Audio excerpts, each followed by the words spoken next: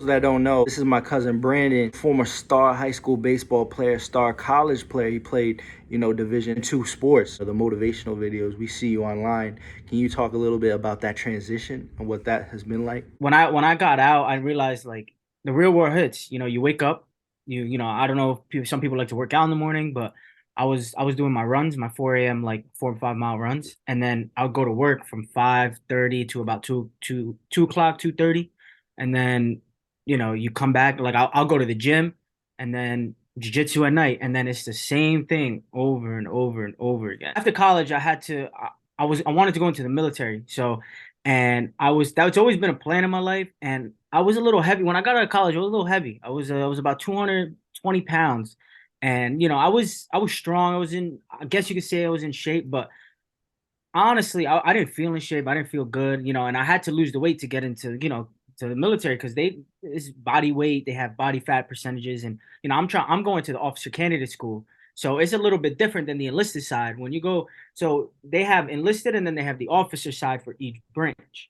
Right. Enlisted, you can be a little bit heavier, you can be a little bit on the heavier side, but officers is strict because you're going to be leading a platoon of guys, and then when you keep ranking up, you lead. It can be a company, it could be a division, it could be a battalion, it could be anything. You can be as you keep ranking up. So there's strict standards, and when I lost 35, 40 pounds, and every day I was training, I was intermittent fasting, I was eating right, I was cutting calories out. I was cutting down my calorie intake while staying active. For all y'all that are just joining, watching the podcast, we gave an introduction to my cousin Brandon. Over here on the bottom of the screen, we got Passaic softball coach who was awarded Coach of the Year, mentor, teacher. Not only that, he's a husband, father, cousin. Mario Maravi, a lot to talk about in this episode. But let's just give a round of applause for not only my cousin Brandon, but my cousin Mario. Let's give them their flowers. I take roses. I take roses. What is biggest misconception when it comes to coaching, recruiting, specifically baseball, softball? What do parents, athletes need to know? The biggest misconception is that a lot of parents think because their son or daughter plays high school sports that they automatically are entitled to like a scholarship, an athletic scholarship, which I'm sure a lot of parents would love for their kids to get. Look at the prices of college now, right? You're talking about, depending on the schools, you're looking at over $250,000 a year, right? So a lot of the parents are saying, well, where are we going to get that money, right? So then they look at their kid and say, hey, let's get him enrolled in baseball or softball or, basketball, whatever sport. And let's see if, we can get some dividends paid out on this. And the reality of it is statistically proven 7% of the student athletes actually play at the college level. And I'm talking about 7% as a whole, like across the United States. They say statistically 7% of the student athletes will go ahead and play at the college level. That number is very low. Number is very low, which now causes the home environment. What does the home environment look like? Is the guidance there? Are the parents educated? We can go ahead and talk about that too. But that's the biggest misconception is, my son plays sports or my daughter plays sports. She's doing it because it's going to pay dividends later. Speaking of, your son, kids playing sports, up on the top screen, we got your son Brandon in the building with us on this podcast. Brandon, as we mentioned earlier in the podcast, was somebody who was a star high school baseball player and got to play at the D2 level college baseball. And that's, like you mentioned, 7%. Only 7% make it. So I just wanted to let y'all know that we have in the building today a player who's played at both levels at a high level. Throughout the process, training high school, college, what was something that separated you from all the other kids who want to get to that level? What was it? What was the recipe? Honestly, it would say is when you got to go train when you don't want to the most. You know what I'm saying? So it's those days where you're like, damn, I don't feel like doing it today. That right there is going to give you that extra edge. Because most people, when they don't want to do it, they're not going to do it. And that's what it comes down to, honestly. It's the smallest things in the world that make the biggest difference. I know it sounds so cliche, but it's the truth. It is literally the truth. the days that your body hurts, the days that you're tired, the days that you're not feeling it, you got to get up and do it. Because when you're not feeling it and you do it, the day, and let's say you don't even do that well, at least you went out to do it. You mental toughness. That's what it Mental is. satisfaction. Yeah, mental toughness, mental satisfaction. And now the days that you do want to go do it, you just took your game to the next level. You're feeling better. And that's what me and my dad, we always preach about. Do it when you don't want to do it, because that's gonna separate you. Okay, Right. That's mental toughness right there. It's all mental. Everything, baseball, sports, training, everything is all mental. If you can have this strong, you can do anything. That's what separates people, not only sports, anything in life. It's all mental. Mario, you were awarded Coach of the Year. You're regarded as one of the best coaches in Passaic. That's something, that message of putting in work when you don't feel like doing it. Is that something that you constantly preach? Yes, I use it. Here it is. The reality of it is I use the same blueprint that I use for my son that, I use for my young ladies, right? Because I'm the high school varsity softball coach, right? So, everybody, I always say every high school coach has a blueprint, right? You have a blueprint. Brandon has a blueprint. I have a blueprint, right? And let's just say all three of us are coaches. Your blueprint may not work for me. His blueprint may not work for me. Vice versa. Or you take a little piece of your blueprint and you add it to your blueprint, right? And try to build a successful program behind it. So with that being said, I use the same blueprint, as best as I could, because I don't live with the kids, right? Brandon did live with me. But I try to explain to him, like, hey, you got to get up early. You got to put that morning workouts in. You got to put in that afternoon work in. It was crazy because I used to always say to Brandon, like, if you're not doing something every day for the game you love, you're getting worse. And that's deep, because you can imply it to any sport, right? Like, again, I'm gonna say it again. If you're not doing something every day for the sport you love, you're getting worse. Got so many kids who, they always say, oh yeah, I want to make it to the NBA or MLB. I'm nice. But in reality, are they putting in the work? Not just, on that one weekend where they had a great workout, but every day when they don't feel like doing it. And Brandon, that's like we just mentioned, that's what got him to that point. That's what you're preaching as a coach, what these kids got to do.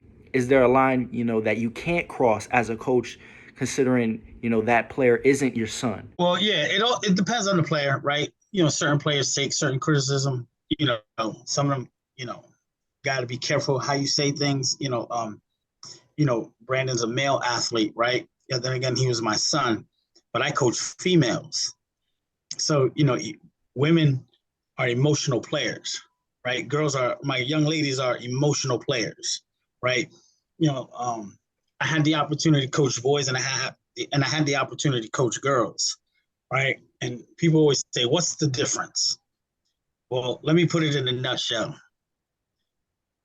For boys to feel good, they have to play good. All right, I'm going to say it again. For boys to feel good, they have to play good. Girls have to feel good and look good in order to play good. You know what I'm saying? So that's the biggest difference between, a male and female athletes. So, Well said. That was, I can get on Brandon. I'm like, Brandon, get your ass up, get up, or with a female, I got to be very careful with the way Now, a lot of females are like, oh, well, I would have said this, I would have said that. Yeah, but from female to female, there's different, right? From male to female is very different. Like, it's not, people always say, oh, coaching is coaching. No, it's not. Because coaching is also psychological, testing their waters, So every player is different. Is it frustrating? Oh, absolutely. Absolutely. It was frustrating with my son, and it was frustrating with my girls, different levels of frustration, right? But I always say, frustration should take you to the next level. For me, I played, basketball. I played other sports as well throughout high school and, even before high school. And my father, he also played, sports at the high school level. And he was, he still plays it and he still takes care of his body, is in great shape. I wanted to ask a question of Brandon. What role has that played, having a father who also plays sports and was there for you to kind of push you and make sure that you were on top of your stuff?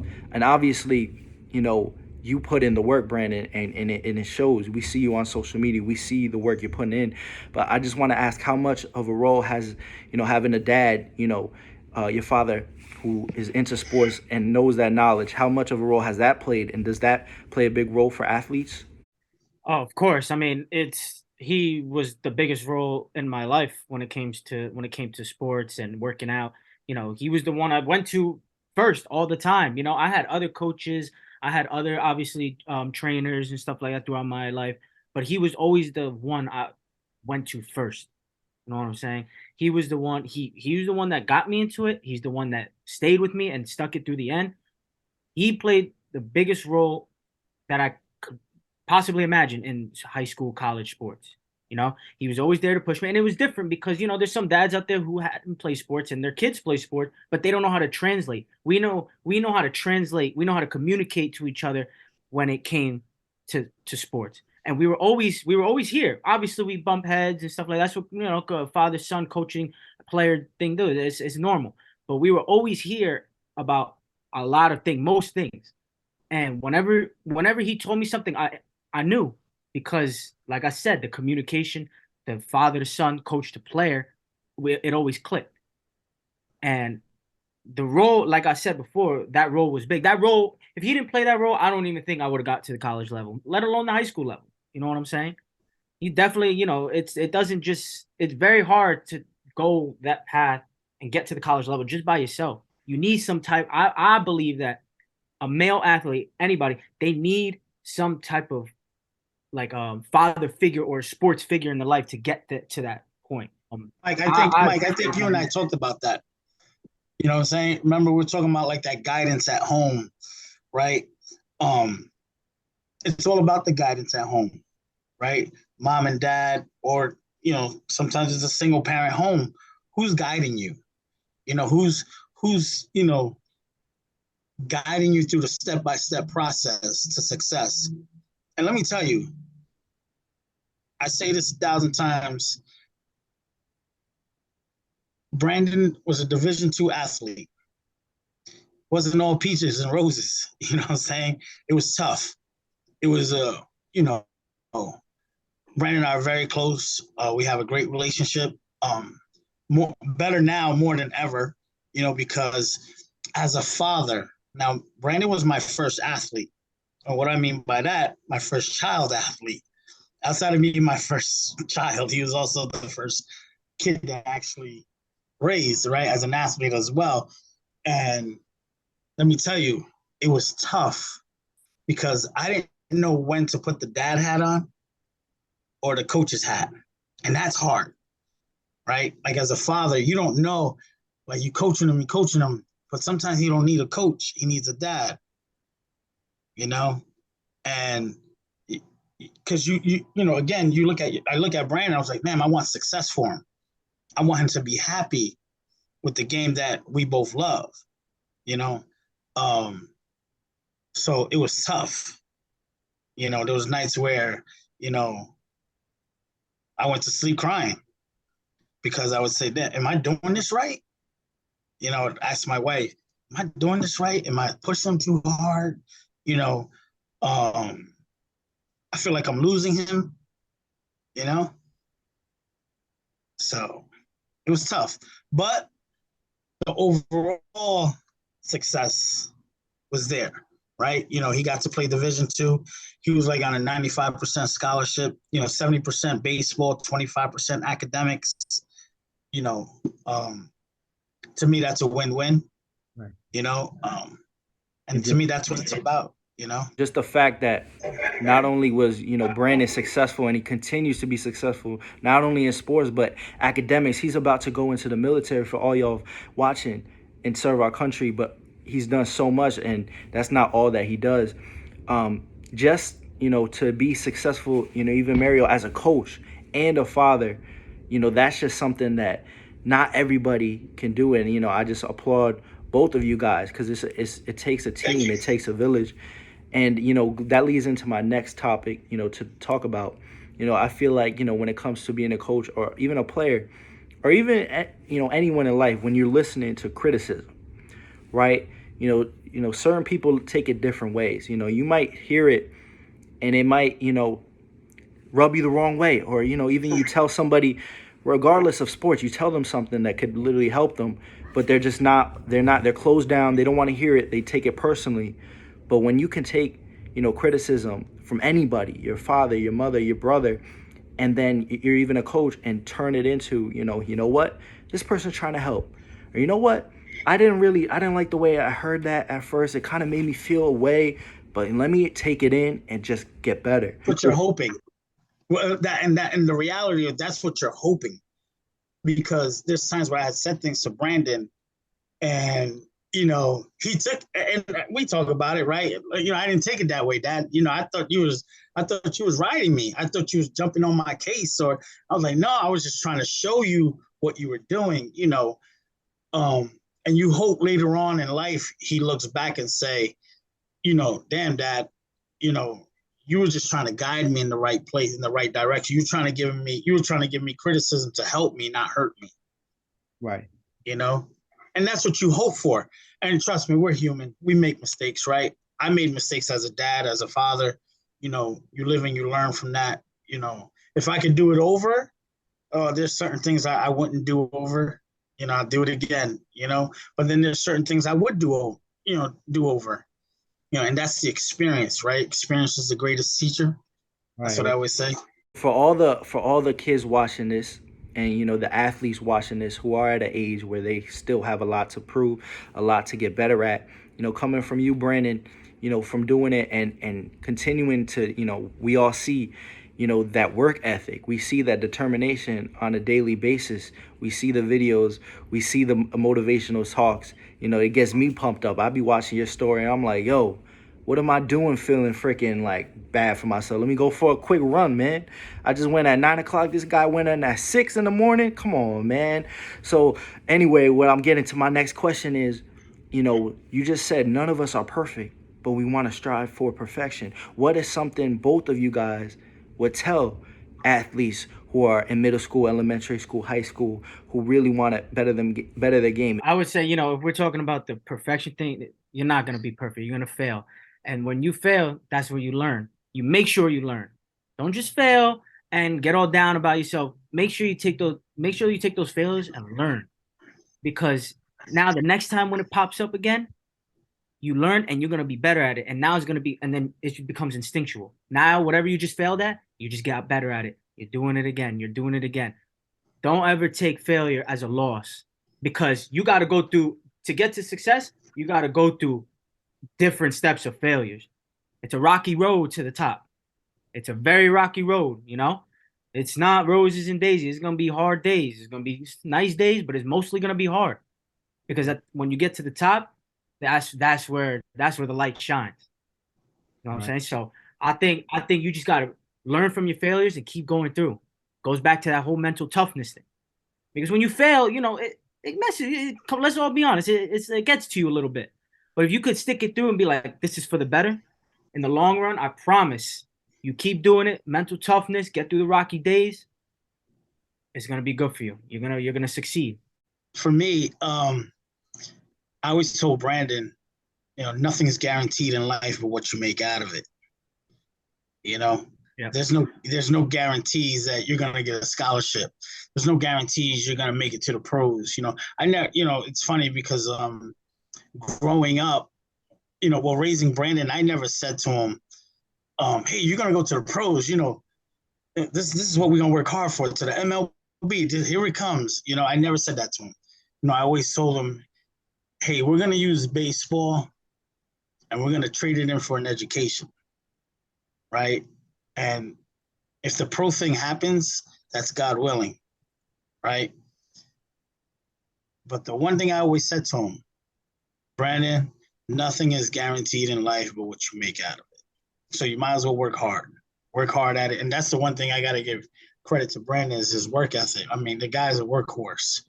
I mean, man, you put this guy's workhorse in a 6'5", Division I prospect, sky's the limits, Um, so with Brandon, it was always work hard.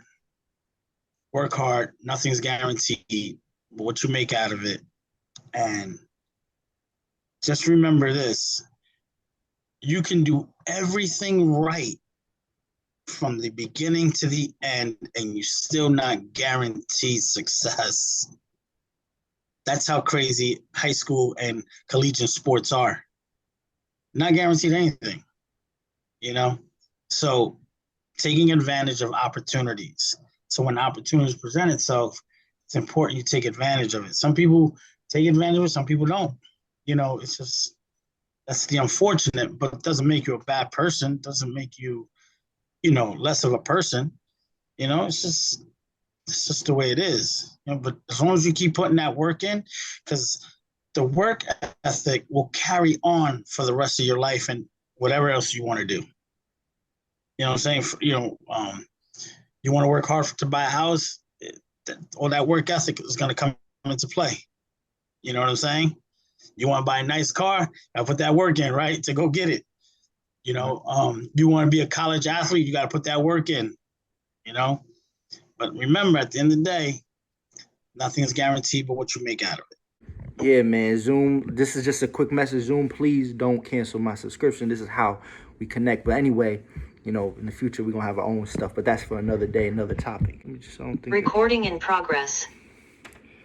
We got robots, AI, man. That's a whole nother topic, too. Left off before we had to end it real quick. I was asking you, Mario, like you mentioned, you are, coach of the year for Passaic softball, but also back in the day, you used to, play a little football yourself for Passaic. You used to be an athlete. And baseball. And baseball, right? Football, baseball, multi-sports. That's what we do. I want you to know, could you just talk a little bit about your memories playing there, staying in Passaic now? And obviously, I talked about my Uncle Ray, who, God bless, he passed away. Could you just tell the viewers a little quick, about him, about his days in football, at running back, what he meant, and also what, sports meant to you growing up in high school? Yes, I am a product of the Passaic alumni, football and baseball. Talk about Ray real quick. Ray was a monster. He was a beast. That dude, what is he, 6'1", 6'2"? He was like 240, 250. Wasn't the fastest guy in the world, but man, he trucked you. When he hits you, like he was a punishing running back, like he was a fullback. And when he ran that ball, man, he punished you. You hate to hit him, One of his career games was against Bergen Catholic. At that time, I think they were like the number 3 team or number 5 team in the country and number 1 in the state, and he punished them. I mean, I don't know exactly how many. I think he ran for 231 yards on 25 carries. Might want to double check those stats, but I know he was up there in 200s. That guy was a killer.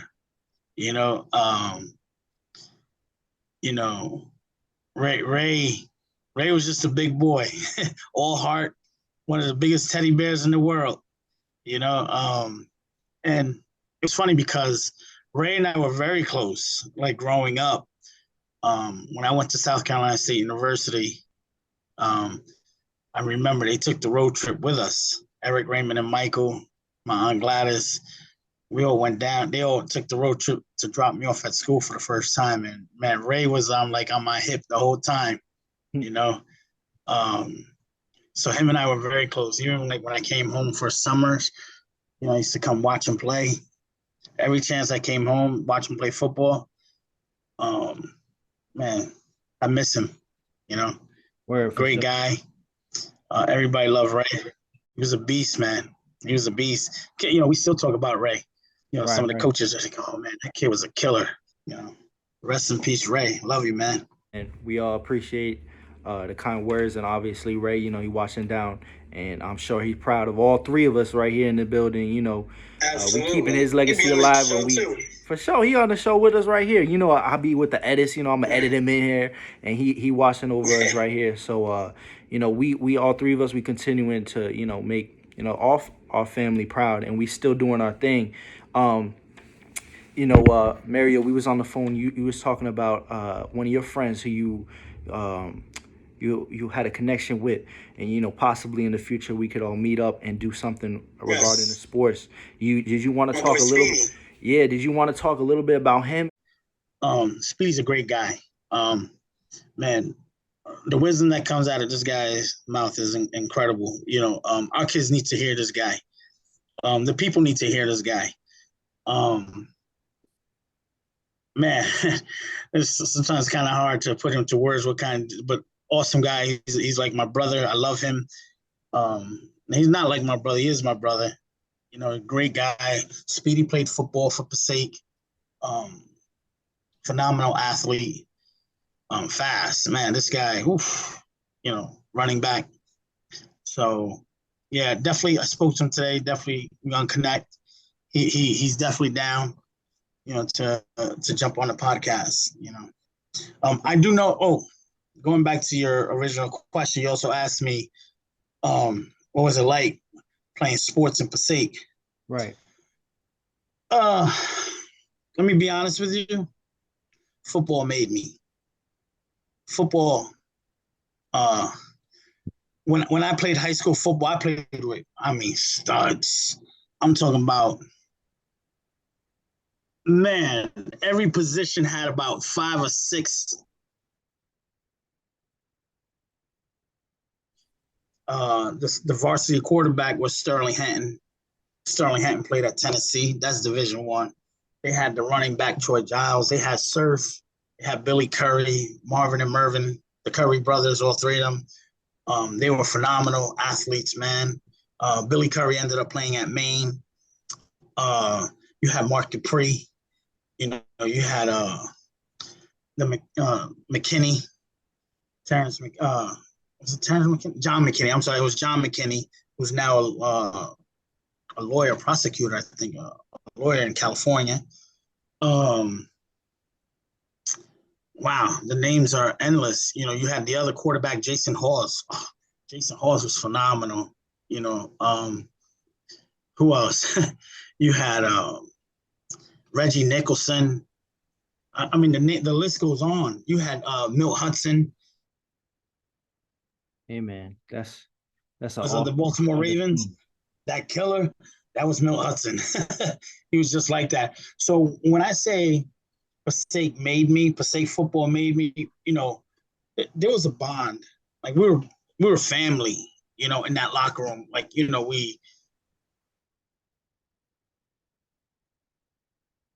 were boys. Like, yeah, we had our locker room fights.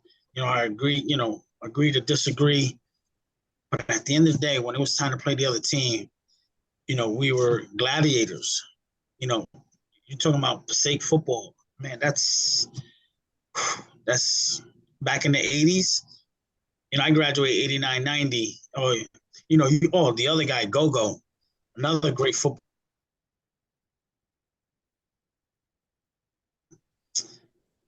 Manny Perez, like all these guys that played high school football. We were family. We're still family. We're still friends. Jeffrey Nelson, Mandrell Hansford, Chad Stillwell. The list goes on. A good buddy of mine, Terrence Love, who's actually a principal in our school district. He was our running back. Trent Johnson. If I forgot to mention a name, I'm sorry. There was so many of them. We were stacked. Kelly Johnson. Wow, man, that guy was a killer too. That guy was like 6'5". 230, he'd kill you. I've seen this guy crush people. Yeah, beast. So it made me a gladiator. It made me tough. I didn't take days off. You didn't miss practice. You didn't you miss a practice. You go from like the starting quarterback to like the 4th string quarterback. You know, if you're the backup quarterback and you miss practice, you now became the fifth quarterback on the roster. You know, so you didn't miss practice. You know, and every practice, we practice like it was a game. You know how and play like the way you practice, right?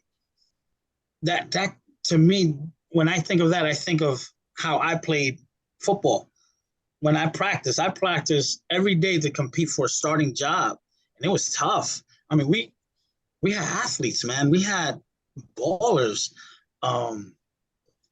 Passaic football is a little different now.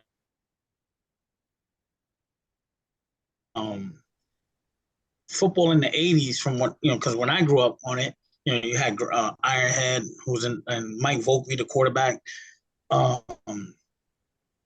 Those guys, man, they set the foundation of football to be part of that, And I take that gladiator mentality, and that's how I coach. No excuses. It's time to go to war. Every time I tell my girls we show up when we're away, I say, girls, we're in hostile territory. It's time to go to war. Gladiator mentality. And it's funny because that's what I also taught Brandon. Like, no mercy. Like, yo, ball out. You don't have friends under it. Like, it was funny because it was weird. I remember Brandon was like telling me how him and his roommate were buddies. And they both played, and they were both catchers. I'm like, you cool with the other catcher? I don't even like it. I remember when I was playing quarterback, I didn't like the other quarterback. He was tall, he was pretty. I didn't like him. Now you can, like, these kids are taught how to separate it now. Saying like, hey, I could be your friend, but between the white lines, we're always going to compete. Right. Competition is good. There's nothing wrong. So, man, Passaic football molded me, my man. It made me the coach I am. And I've learned, and like, remember we talked about that blueprint at the beginning, Coach Ray McCram, may he rest in peace, Coach Pracco. I take a little bit of their blueprint, their coaching style, and I put a little bit of that flavor into my blueprint to help me become a quality coach. And speaking of just what that could do to your personality, you take that gladiator mindset with you throughout life. And Brandon, I can remember going all the way back to flag football days, and freaking you were a beast in that football, but also you used to wrestle. I remember you used to be freaking, you were jacked, man. You were huge. Putting in hours and hours of weightlift training, at a young age, and then going over to switch to play baseball. I mean, do you want to, just, going on where your dad was talking about how that can really just, that mindset goes with you. Do you want to talk about, the role that being an athlete, not just baseball, all sports, how did that shape you into the man you are today? Yeah. So, I remember I wrestled my senior high school, and different sports give you different mindsets, different like types of mental toughness. When I wrestled my senior high school, I think doing that and then transitioning to baseball was the best thing I did for baseball. Because when you're stepping on the wrestling mat, when it's just you and another guy, no team to back you up, no team.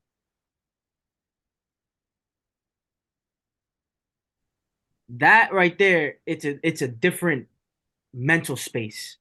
And when I remember that year, my previous year in high school, I didn't do well. I didn't do well at all. When I went into my senior, my game completely changed. And I didn't really, during the off season in the winter, I was wrestling. I didn't really do my main focus in the past. When I did that, it just made you a little bit different because of the mindset.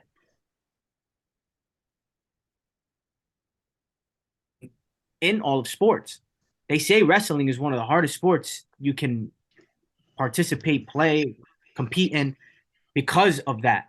Yeah, they said they actually say like wrestling is like a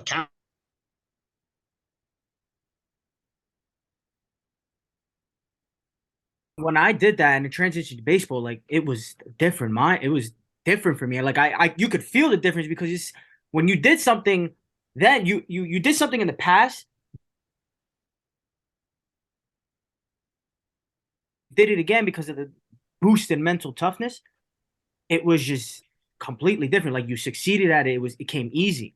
You know, like I said before, it's all about your mind. Right. Um, and I love it. And I love it because I competed or I trained jujitsu and I've competed in tournaments. So I still stick around that game. And you know, if I can say to some of the youngsters out there, is try to get involved in something like that, like jujitsu or wrestling, where it's just you, your mind, and your opponent, because that a lot of character that you may not get in other sports. Right. You may not get that in football. You may not get that in baseball because it's team oriented. You may not get that in basketball. That's something that all kids should know. All people growing up, the ability to defend yourself and the things that not just the physical aspect, but the mental aspect. Nowadays you got kids. Yeah, they might be playing sports. Oh, I'm enrolled in soccer, t-ball, whatever. But that aspect that you mentioned, jiu-jitsu, wrestling. Being able to defend yourself. Not only are you now physically ready for whatever comes your way, but also mentally in life you're going to be dealt with stuff, just shit gets thrown at you. But if you're going to crumble the second adversity hits you, like you mentioned, that hard work that you put in with wrestling, that you can only really I can only imagine you can only really experience that going through the training. That changes your whole mentality. It gives you, like you mentioned, Mario, that gladiator mentality. So you know just to all the youngsters, you want to have that gladiator mentality in it, whatever it is you do. And if you're an adult watching this who's not really into sports, it doesn't matter. If you're going into work, you want to have that mentality that you're going to have a great shift and there's nothing that's going to stop you. I gotta say this, sports, right? It's like the game of life, right? You play to win or lose, right? In sports, you get knocked down. Life, you're gonna get knocked down. Question is, can you get back up? I've met some people who are like, oh, I don't like sports. Like, wow, that's crazy. I don't know anybody who doesn't like. It's kind of hard to find people who don't like sports, right? Um, but man, sports, great avenue for a lot of things, for networking. People golf every day, right? And what do they do on the golf course? They network. Hey, let's do business together, right? Sports. Look what football and baseball did for me. It helped me build a gladiator mentality.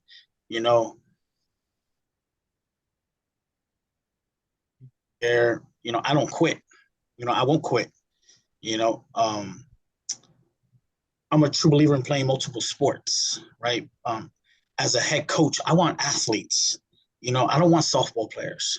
I want athletes. I want girls who can do it all, right? And it's easier to coach athletes than specific sports. Like Mason, my 9-year-old, the guy plays soccer. He played AAU basketball. He played on travel baseball teams. Right now he's playing soccer for EDP Elite. That's the cream of the crop when it comes to soccer. And he's pretty good at it. But I want him to understand all sports. Because like Brandon said, every sport brings a certain mentality to the table that you're probably not going to get in other sports. Right. But football, I still love watching football. I watch the NFL. That's the closest thing to a gladiator sport. Hey man, shout out to Mason. Every time I see him, he running around doing something, and Yeah, yeah, he's volume. He got Brandon to look up to. He got you to look up right, to. Those two figures. right. You already know he's gonna be a beast in whatever sport he plays. And also, happy belated birthday to Kaylee. Shout out to her as well. I seen the Yes, story. my She was princess who having a drives me party. crazy. She turned 12, and actually she turned 25. Actually, like she drives me crazy, man. At the end of the day, but I wouldn't trade it for the world. Like my 3 kids I love them. They're all special. The one advantage that I have over a lot of high school coaches, especially in Passaic, is that I know what a student athlete should look like in a household because I'm raising one. Because I raised one and I'm raising another one to do it. Brandon was one, and now Mason. Remember we talked about the mistakes that I made with Brandon. I'm trying to not do them with Mason. You know what I mean? I don't ever want to lose my kids to to sports, like bad relations. Oh, he was too tough on me, or dad was a little hard on me. I don't. Hey, listen, I'll be real with you.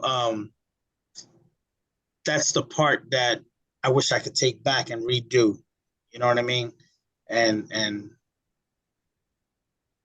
go a different. Remember I think you brought up a very good question earlier. It's like, is every girl different? Every athlete you coach, are they different? Can you, what can you say? What can't you say? I should have been more careful with the way, I coach my kids, especially Brandon, but over the big picture was that I always wanted him to be the best. I always thought he could be the best. You know what I mean?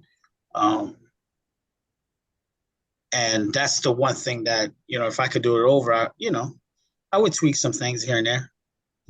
Like you mentioned before, none of us is perfect, but I just gotta say, I mean, watching Brandon, he about to go into the military. I mean, the shit he's accomplished in the athletically and academically, man. I just gotta give you your flowers, bro. Cause man, regardless of maybe the mistakes we all could look back and say, man, if I would have done this, worked harder. I just want to say, man, it's been a pleasure, watching you, grow up to be the person you are, and man, I know this is just the beginning for you, but man, shit, let's give a round of applause and to Mario, man, coach of the year, raising not only yourself, but your family. That's something that forget sports. That's tough, man. We got people, whoever's watching this, that's something that should be awarded. So I just want to say, part of this podcast is, Three King Protocol. Name kind of got it after, me, my dad, and my brother. We were talking. So, we came up with the name Three Kings. So it's all about uplifting, trying to be positive, and, it's all family too. So we all want, the family to be successful. So it's about, having you guys on here. Absolutely. You guys are always welcome. We want to continue to grow as a family, but also be successful in our own right. So, for anybody watching, stay close to your family, be successful, not only for yourself, have that gladiator mentality, but do it for your family, do it for the people that you love and are helping you. And, that's what I got to say. And, I appreciate both of you guys for coming on. And, obviously, floor is yours for anything else you guys want to say or have any topics to talk about. Yeah, definitely. Listen, let's get together again. I'm down to do this again. We could talk about like the club industry, the AAU levels, how, sports is $1 billion business, between personal training and, starting up your own club teams, your own AAU teams. A lot of parents don't know, what is the right avenue for my child, like, and this is probably another topic, another segment one day, but we could talk about, how Brandon played club and, you pay X amount of money for him to play. And honestly, he didn't even get recruited that way. You know what I mean? So at the end of the day, we need to look at the pros and cons behind club sports, and I don't know, maybe one day we could talk about it. You let me know. I don't mind sitting down with you and we could do a podcast on that alone, because that right there, my friend, it's big right now. It's huge. Everybody has a club team and everybody's making money off of this, and the unfortunate part is, parents are writing, and I deal with parents now. Parents tell me, oh, it costs $3,000 for my daughter to play on this club team, and she's going to be a senior in high school and she has no college looks. Oof. You invested that money, Remember, I think the biggest misconception, I think it's a full circle to what we talked about at the beginning, was what's the biggest, that every parent thinks that because their child plays on a club team or a travel team or, some high-end AAU team that their kid's going to go to school for free. It's not how it works. That's the unfortunate part, because college coaches, they have a quota to meet. Like, hey, I need 4 pitchers, in 2025. And in 2026, I'm looking for a middle infield. Well, if your daughter's an outfielder, that ain't the school that's going to be looking for her. You know what I mean? And again, we could sit down and talk about that one day if you like. But that club, that's an hour or two of discussion, about the club circuit. It's a $1 billion business. Parents are not educated. Like, I wouldn't put my son on a club team now if there's no quality behind it, like quality coaches, what we're doing with this, where they traveling to, how easy is it for me to reach out to a coach? Like, I won't do that. I won't do it. I'm seeing too many people get, I hate to say the word, I hate to use this word, but a lot of parents are getting robbed. The kids are being cheated. And it's sad because this is what they're looking for. But, we talked on the phone and you even said it, man. Like, the last thing, is the money. If you want to be a good coach, and part of the reason why, you're a coach of the year is because of the mentality, and you can't fake that mentality, man. So it has to be about the players. It has to be about your kids. It got to be about a deeper reason than just the paper. And trust me, we all need that money to survive, and we get that. But when it comes to this stuff, it's deeper than that. The coaches are disservicing our kids. And what do I mean by that? So Michael, let's just say you have a daughter who wants to play softball, right? I do an evaluation on her. What's owed from me to you is to tell you the pros and cons of your daughter, her strengths and weaknesses, right? And how we can keep building her strength and build her weaknesses. So now her weaknesses could actually be, toe to toe with her strengths. So we need to turn, weaknesses into strengths. And because this is what colleges are looking for. The problem is coaches aren't being realistic with parents, right? Because if they say, listen, if you tell if I say, Michael, your daughter's not that, you don't want to say it like, hey, she's not that good, but hey, Mike, your daughter needs a lot of work. She's slow getting to the bases. She's pulling her shoulder out every time she swings the bat. She's not driving the ball. You're telling the parent all the things that they don't want to hear, and that's a problem, because guess what? They just spent about $3,000 for you to service that. And the reality of it is club coaches, AAU basketball coaches, yeah, they have their practices, but their job is not to fix your daughter or your son's issues. That's where you get personal training for. You see what I'm saying? Right. The AAU circuit, the club circuit is, hey, you ready to play ball? Let's go win. Right. Mike, you played ball. For sure. Right? That's what that club circuit is all about. They're not working. They're looking for little tips on the handles, but they're not going to spend countless hours on you to get you better. Right. So we could definitely talk about that, man. For sure. Hey, man, I appreciate both of you guys for coming on. Hey, man, it's truly been great. It's been a blessing. I'm gonna try. Absolutely, man. I'm nice with the edit, so I'm gonna try. Tonight. I got work in the morning, but I'm gonna be nice with the edits. Edit it up real quick. The edit version, make me look like a movie star. It could be my agent. Because I got that. I do have that look between George Clooney and Brad Pitt. Look at me. I too think that I am the most handsome man. Gotta name that George Clooney fucker. You see what I'm saying? Like, I'm good looking, bro. My son over there looking like Tom Cruise in Top Gun, the first part.